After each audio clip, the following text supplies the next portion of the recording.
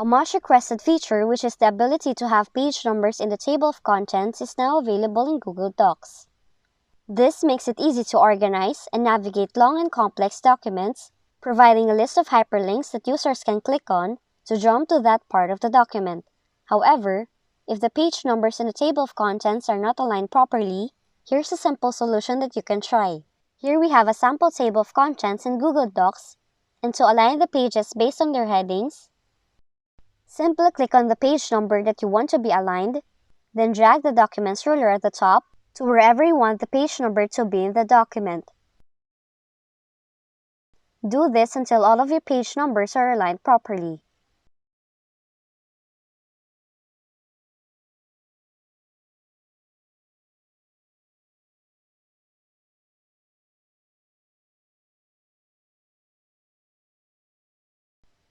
And that's how easily you can align page numbers in a table of contents in Google Docs.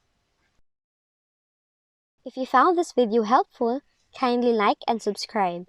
You may also click and turn on the notification bell so you can be notified from whenever we release new videos.